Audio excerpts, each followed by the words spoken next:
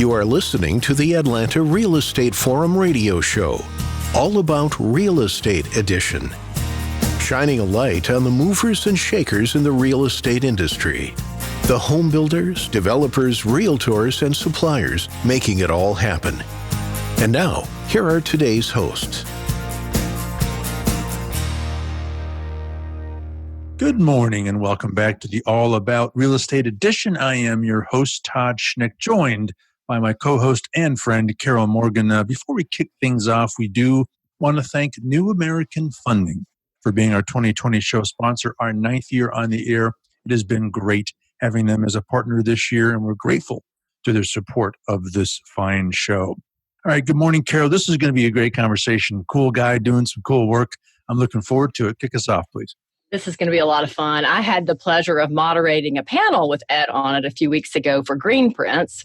So we were joined today in studio by Ed Akins. He is the Interim Department Chair of Architecture for Kennesaw State University. Welcome, Ed. Thank you. Great to be here. Well, it's great to have you. We do appreciate you making time to join us. I know you're a busy fellow, so grateful for you to swing by. Ed, before we get into the work of your department, take a few seconds. Tell us a bit about you and your background. Name's Ed Akins. Grew up in Southeast Georgia, down near Savannah, and went to Georgia Tech for undergraduate and graduate degree in architecture. Got exposed to teaching there as a teaching assistant, and it kind of skewed my professional path in a very exciting and good way. I practiced and taught for a while. I was lucky to work with Smith Dahlia Architects and worked on some renovation of existing buildings for adaptive reuse in Atlanta for years after graduation. And then I also started teaching when I was working with them. They were very open to allowing both the academic and professional realms to mix. And it definitely informed my future and informed my view of the world and how we operate within it. Great firm. About 2009, I started at Southern Polytechnic State University, teaching university, and it merged with Kennesaw State University several years ago. And I was teaching full-time at that point, and recently was appointed interim chair of the Department of Architecture. That is super exciting. What a great background, and to be interim department chair. Tell us, what's your main focus in that role? What does that kind of look like on a daily basis? Well, in the land of the pandemic, it is a challenging role for anyone having to deal with unknown conditions, unknown future, unknown past. It is difficult in this period of time to run or work with any organization.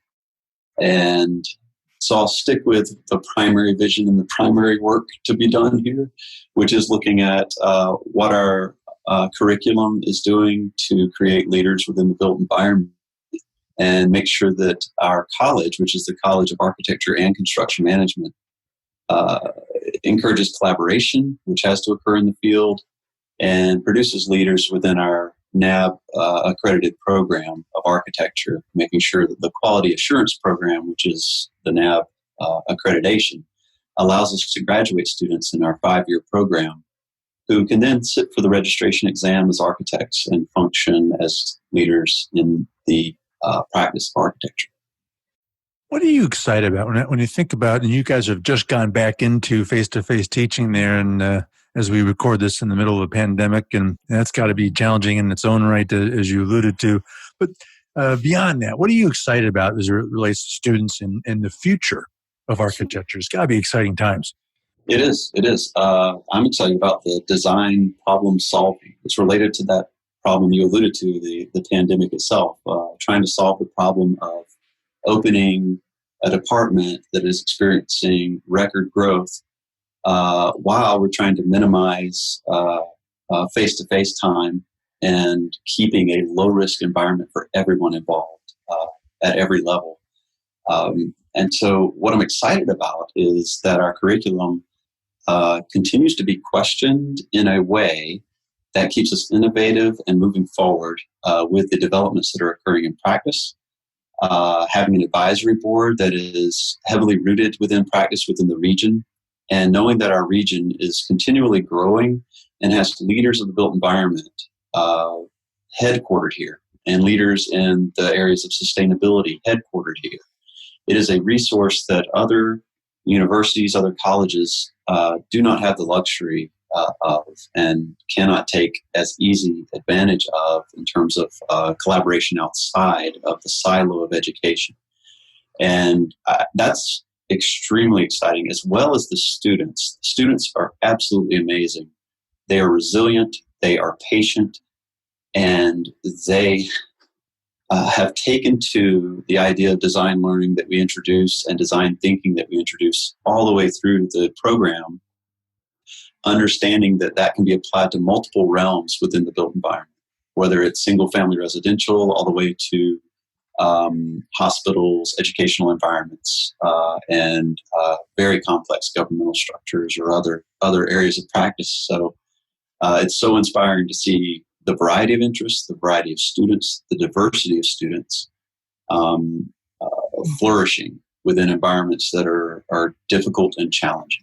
So, yeah, it's interesting. You touched on a number of topics that I want to visit, sustainability being one of them. But, as you talk through your students and the change in the environment and the things going on, I just can't help but wonder, what conversations are going on in the classroom related to how COVID is going to change architecture and change design moving forward.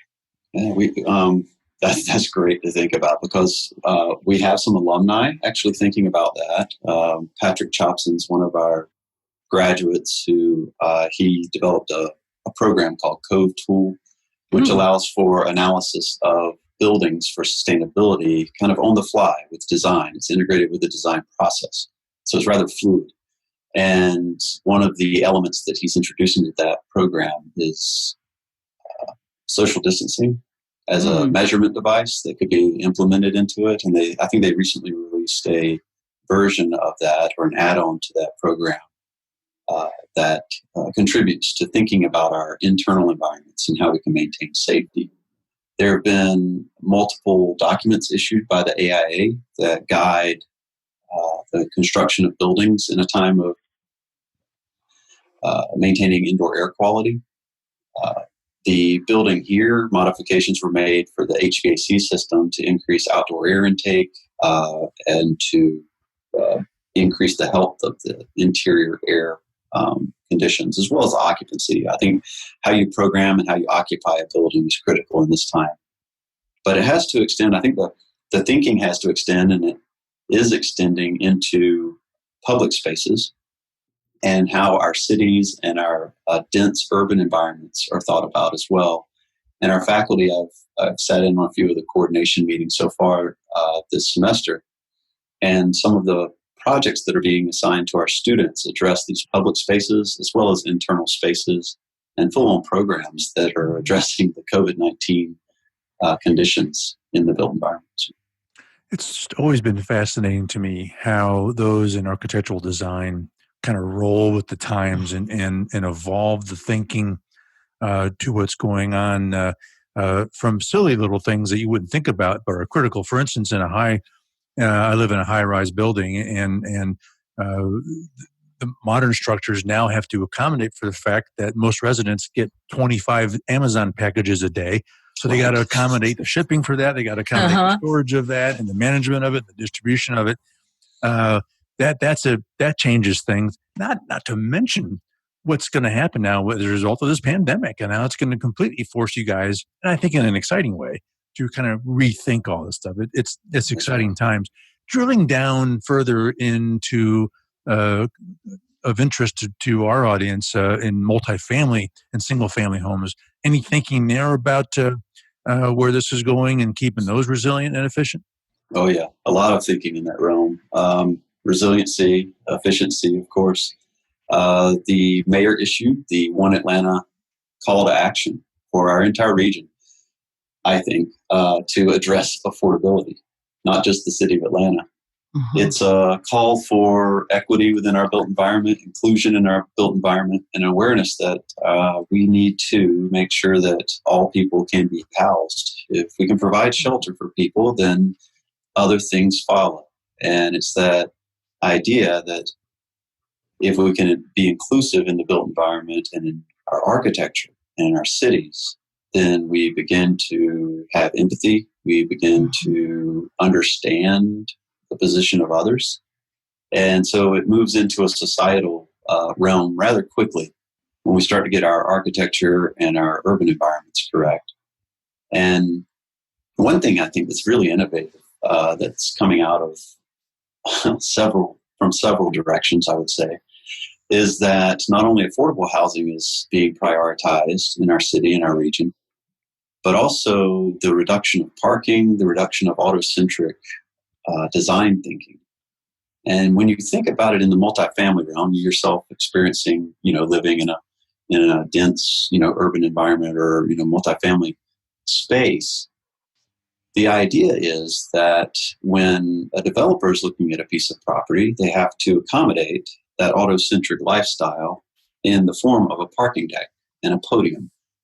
That then drives a majority of the land planning, of the massing, of the aesthetic, and of the resultant space, which would be streets, public plazas, parks, and whatever's left over, right, in the public realm, the rights of way. Well, the thinking now in cities and the innovative thinking that Atlanta is pursuing is that what if that parking isn't required? What if our zoning can change and say parking isn't required and we can focus our developments around transit with transit-oriented development? And by doing so, then we can get greater efficiency out of that infrastructure and that system. And our sidewalks will be used more, and storefront retail will be used more. And you'll pass more people each day than you do typically in a face-to-face relationship. Now, in the pandemic, that face-to-face is at a distance, but it's still happening. And even when connections are occurring 6 feet apart, they're critical to the human condition. And if we can encourage those connections to occur, even if we're trying to increase distance and safety, that's extremely important because you see people who are different than you. You see people who are just like you. And just seeing and interacting with people and not having control over who they are. You didn't invite these people to a Zoom call. You didn't invite these people to your Facebook page. Instead, you have encountered them by chance in the public realm. And that's the beauty of public space.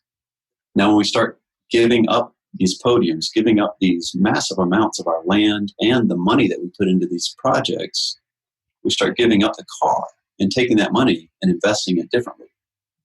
Then we are getting value and we're getting quality and we're getting resilience. Once you have those things and you have people passing each other and having these chance encounters, then you've got community that's being built. And you have people that begin to defend that community, defend those buildings, and defend their public space. And that makes a city, an environment truly dynamic and resilient, more so than just technical add-ons and technical strategies for sustainability and resiliency, I'd say. Yeah, it's just so much more to think about now. And, it's so true. We do a lot of these interviews and just talking to people about companies that have already told their staff that they're working so well remotely that they're not going to go back to the office. Mm-hmm. So it really is going to change the face of many downtowns and even, the suburbs in many areas where there's office parks related to, what is that land going to be used for and how much parking will you need? And I know just for me, I think that my car, I've driven it a quarter of what I usually drive in a year, and the year's, over, well over half over at this point, 3/4 of the way over, you could even argue. So I think those are going to be interesting topics to continue to explore and to see how, as we truly start to come out of this pandemic in 2021 or whenever that is, maybe sooner if we're lucky, right? I keep hoping, how things change or don't change back. Yeah. We have to emerge differently. Otherwise you're not learning from experience, right? And so correct. Being exposed to these conditions, we really have to take them for what they are, embrace them, learn from them, and see how we can come out of everything in a much better place. And that's everything that I've been telling to every faculty and every student since we started this semester is that we must innovate. We must think of what we can take that are best practices from all of this and move forward. So I don't want to go back to reducing the outdoor air intake. I want to see how we can keep the same MERV filtration, same high quality of air here, and also some flexibility in the schedule. It was really difficult to explore flexibility in a schedule of an academic curriculum midstream until you're forced to do it. We were asked to leave the campus physically. We were asked to go remotely.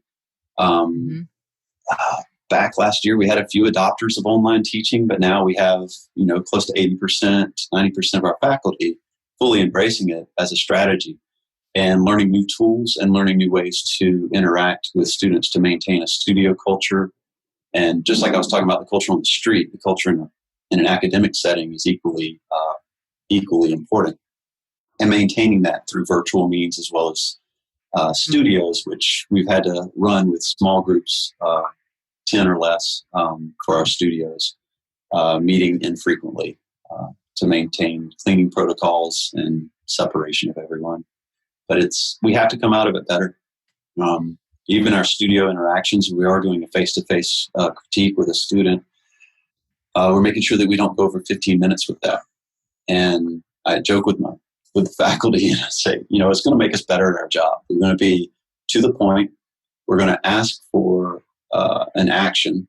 The student can then continue upon that action in the studio environment and we can walk away.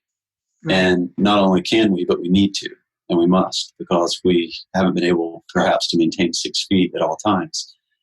And it's going to make us better teachers. It's going to make us more direct and more focused in the way that we are forming these interactions. And I think it's a great thing to come out of this whole process. New American Funding is committed to delivering home loans on time while providing 5-star service. Their 14 business day close guarantee and fully underwritten pre-approval gives you an unbeatable 1-2 punch impossible for sellers to ignore. For more information on New American Funding, call 678-898-3540. That's 678-898-3540.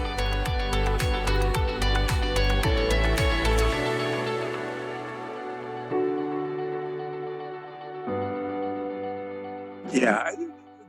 People have to, there's a lot of hardship that's coming, a lot of challenges coming from as a result of this pandemic, but it's a tremendous opportunity to completely rethink things. And I hope in countless ways, and I hope people are taking advantage of that opportunity. It's a great time to do that.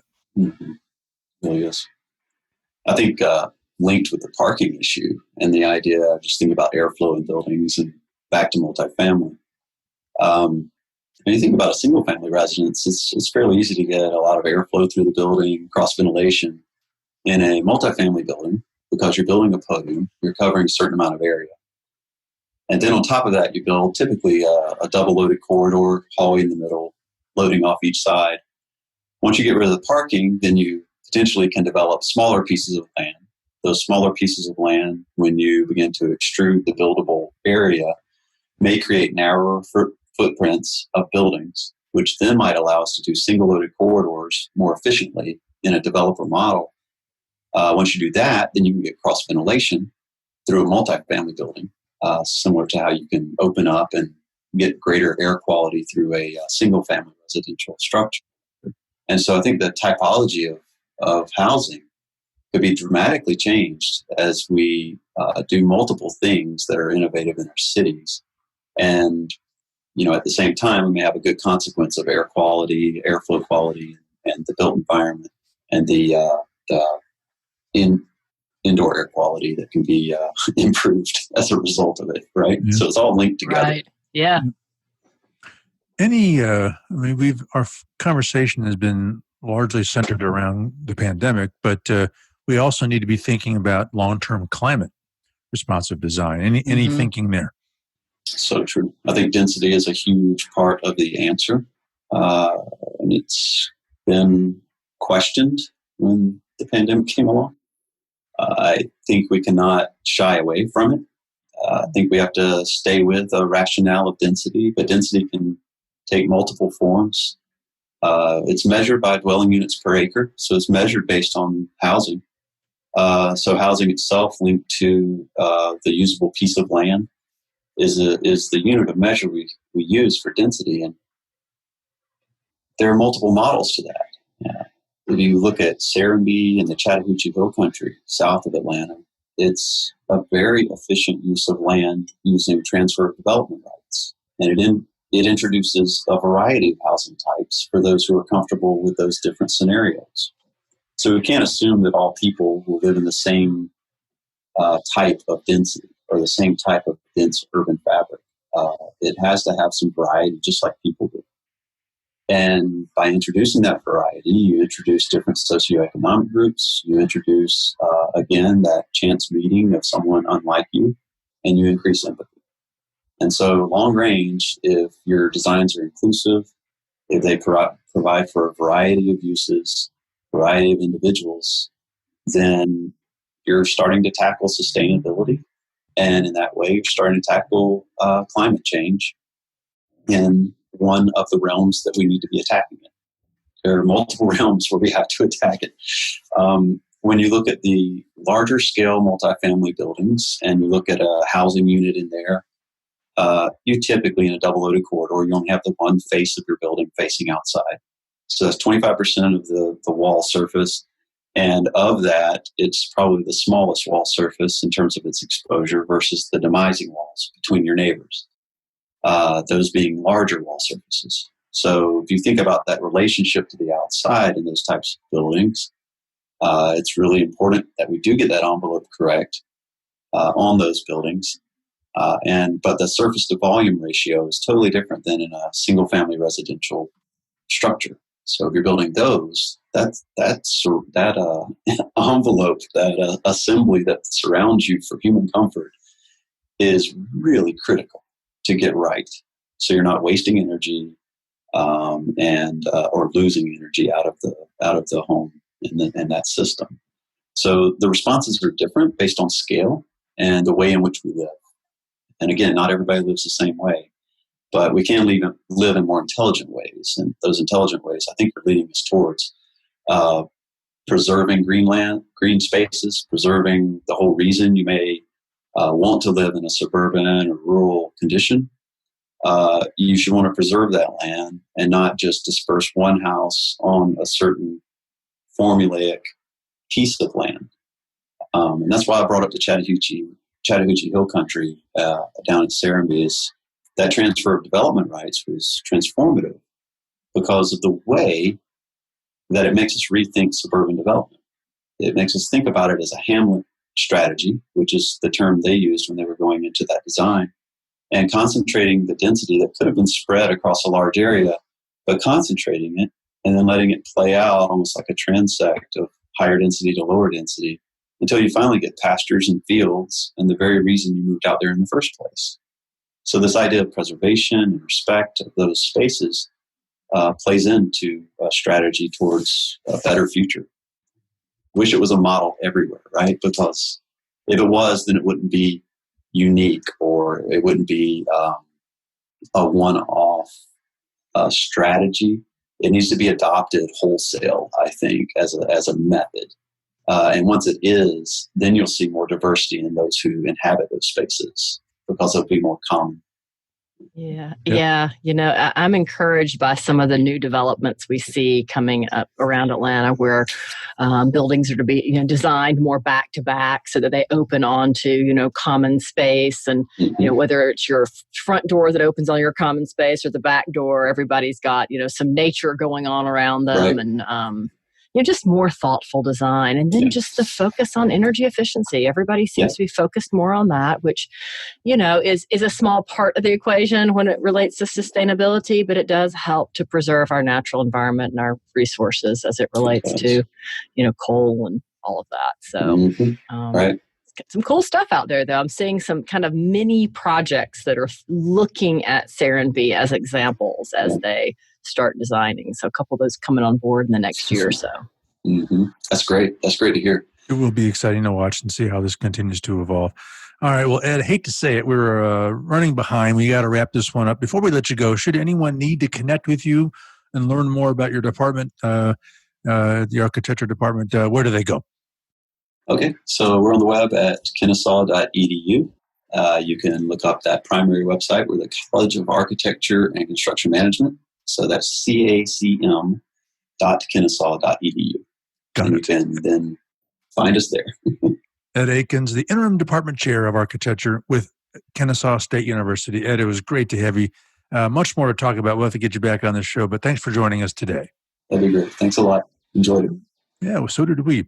All right, well, that wraps this week's All About Real Estate edition. On behalf of our show sponsor, New American Funding, my co-host, Carol Morgan, I am Todd Schnick. That's all the time we have for today. Thank you for tuning in and listening, and we'll look forward to seeing you again right here next week. We'll see you then. Atlanta Real Estate Forum Radio is made possible by Denim Marketing, the publisher of Atlanta Real Estate Forum, Atlanta's favorite source for real estate and home building news. Denim Marketing is a comfortable fit, like your favorite pair of jeans. Denim Marketing tailors marketing strategies to meet your specific needs and niche. Try them on for size. They will work to create a perfect fit for your company's marketing program. Call them at 770-383-3360 or send an email to info@denimmarketing.com. For more information on Atlanta Real Estate Forum Radio or to inquire about being a guest, contact info@atlantarealestateforum.com. Check out the radio show by visiting atlantarealestateforum.com or by listening to the show on your favorite podcast app. And if you enjoyed today's broadcast, we'd sure appreciate a rating and review on iTunes. Thank you again for listening, and we'll see you next time on Atlanta Real Estate Forum Radio.